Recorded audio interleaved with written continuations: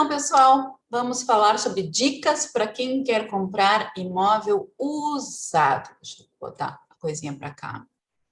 Eu trouxe para vocês umas dicas básicas, mas que podem orientar vocês a ter alguma atenção para alguns aspectos na hora de comprar um imóvel usado. Então, vamos às dicas de hoje. Primeira dica, pessoal, conferir os sistemas elétricos. Conferir de que maneira? Como é que vocês vão conferir esses sistemas elétricos? Então, primeira coisa que eu recomendo conferir é o quadro de luz. O quadro de luz, para quem não sabe, é o CD, tá? Ele é a caixa de distribuição, é a entrada da elétrica da casa, ou do apartamento, enfim, do imóvel, se dá nesse quadro. Ela entra da rua para esse quadro e daquele quadro distribui para os outros ambientes da casa. Esse quadro, de um modo geral, ele está perto da porta principal de entrada, ou está na área de serviço, ou está na cozinha, né? Ele é uma caixinha e dentro estão os disjuntores.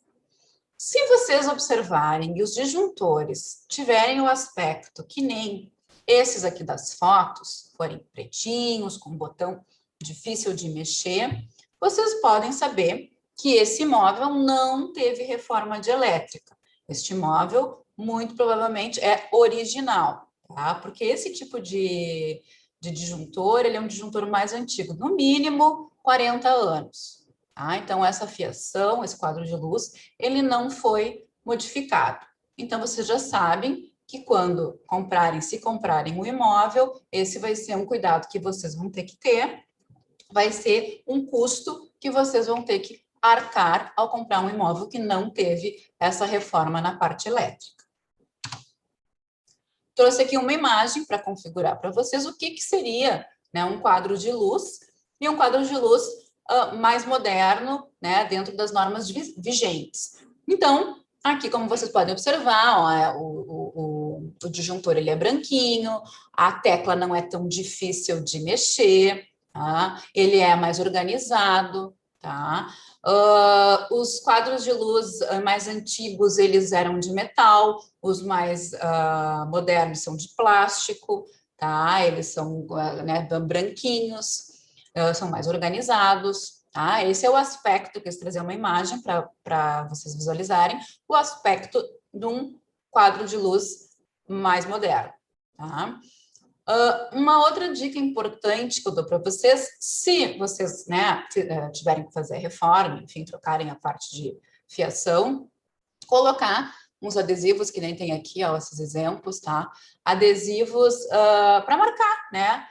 O que está ligando em qual ambiente? Por exemplo, ar-condicionado do quarto, tomada do fogão, né? A tomada da geladeira, enfim. Porque qualquer coisa né, que dê algum curto-circuito, caia o quadro de luz, enfim, aliás, o disjuntor, vocês já vão saber de que ambiente que vocês estão falando e vai ser mais fácil de visualizar, certo? Seguindo, né, aqui eu trouxe uma imagem bem grosseira, né, para vocês verem, mas esse emaranhado de fios. Os fios não podem estar expostos dessa maneira, pessoal, tá? Inclusive, algumas instituições financeiras só aceitam, né, por exemplo, uma construção nova, se a fiação toda estiver dentro das normas e dentro de conduítes. O que são os conduítes? Os conduítes são uma espécie de um caninho flexível, tá? Ele pode ser preto, pode ser amarelo, em que passam os fios dentro. Por que eles têm que passar por dentro desse conduíte?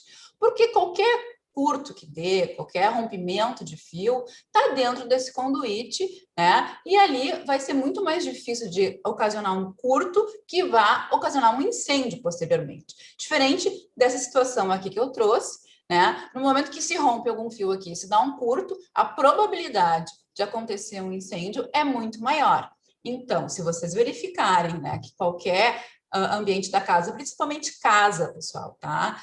E se tiver forro de madeira, mais cuidado ainda. Olhem como é que a fiação está passando por cima desse forro, tá? Essa fiação, se não estiver passando dentro de conduítes, vocês, por favor, já pensem em fazer uma obrinha prevendo isso, para botar toda a fiação passando por essa canalização de conduítes, certo? Falando ainda em elétrica, questão de tomadas. Tá? São dicas bem básicas, mas só para vocês terem uma ideia, vocês estarem atentos quando vocês entrarem num imóvel usado. As tomadas interruptores, tá? Antigamente, aqui nessa foto da esquerda, uma foto bem antiga, né? Como é que eram os interruptores também, era uma teclinha mais durinha, assim. Mas hoje em dia a gente ainda vê, né? Tomadas, interruptores com a carinha que tem esse elemento aqui do meio, né? Que são esses acabamentos assim cinza, né? Tomada de 2 pinos, né? Sem ter os 3 pinos. Por que 3 pinos? Por causa do aterramento, né? Esse aqui é o modelo novo, esse da direita aqui é já um tipo de tomada nova que já prevê o aterramento, né? Então essa é a configuração de uma tomada nova. O que também acontece, tá? Em imóveis mais antigos, pessoal, antigamente não se tinha a demanda por eletrônicos como a gente tem hoje em dia, né? Então, é bem comum vocês entrarem, por exemplo, num imóvel de 50 anos, que nunca tenha sido feito reforma, que tenha um ponto de telefone, né? Que hoje também está virando obsoleto, um ponto de telefone fixo, né? Vamos combinar, no apartamento inteiro, na casa inteira. Tá? E também, assim, nos quartos é normal, né? Vocês vão encontrar um interruptor e mais uma tomada, ou 2, bem diferente da realidade que a gente tem hoje, né? Que a gente carrega celular, notebook. Então, a gente também precisa prever isso, que se vocês estão comprando um imóvel um pouco mais antigo, vocês vão ter que modernizar, também construindo novos pontos de tomadas e interruptores e considerando que elas devem ser aterradas, certo? Já em termos de sistemas hidráulicos, os cuidados, as dicas que eu passo para vocês, seriam a primeira coisa, a pressão d'água. Como é que vocês vão verificar a pressão d'água? Muito simples. Abre a torneira, tá? O maior problema assim, que a gente vê em pressão d'água são em apartamentos em andares altos que estão mais próximos da caixa d'água, do reservatório superior, tá? Quanto mais alto, menor a pressão. Então, o que ocasiona, além, né, de vocês abrirem a torneira, ter um fiozinho de água, né, para lavar a louça, tomar banho, enfim. Se vocês verificarem que tem tanta pressão, vocês já vão ter que saber que vão ter que, né, gastar com um pressurizador alguma coisa um bombeamento que aumente a pressão dessa água, tá? Outras coisas importantes que vocês vão ver se a pressão for baixa, por exemplo, um aquecedor muito potente não vai funcionar com uma pressão muito baixa, tá? Então, fiquem atentos, vocês podem gastar com um aquecedor super, ultra moderno, mas que para a pressão de água que vocês têm no imóvel, não vai dar, tá? Então, a mesma coisa os chuveiros. Ai, meu sonho é ter um chuveiro tipo uma cachoeira, aqueles assim, que tem luz LED, não sei o quê. Se a pressão não for muito boa, o chuveiro também não vai funcionar bem, tá? Então, o que eu recomendo? Se vocês verificarem que a pressão não está bem, não está ok, chamem um especialista, esse pessoal que vende aquecedor, né? Eles também vendem esses pressurizadores para poder auxiliar vocês inclusive em qual chuveiro que é o melhor de vocês comprarem para colocar antes de se mudar para colocar no imóvel. Tá bem? Essa questão da pressão da água é bem importante. Outro detalhe que vocês podem verificar é se o cano for mais antigo, como o cano galvanizado que se usava antigamente, que esse aqui assim parece um ferro, é um tipo de ferro, um tipo de metal. Se nunca foi feita reforma, isso é uma coisa bem fácil de verificar. Onde tem a torneira, provavelmente vai ter assim, um filetezinho de ferrugem, tá? Indicando que aquela canalização não foi trocada.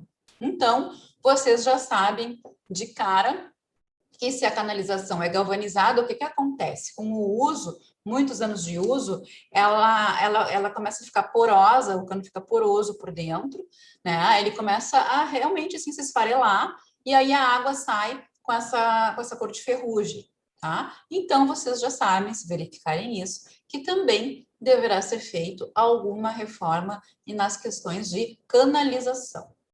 Tá, pessoal? Essas são as dicas de hoje. Se vocês gostarem, por favor, deem o like, compartilhem e beijo, até o próximo vídeo.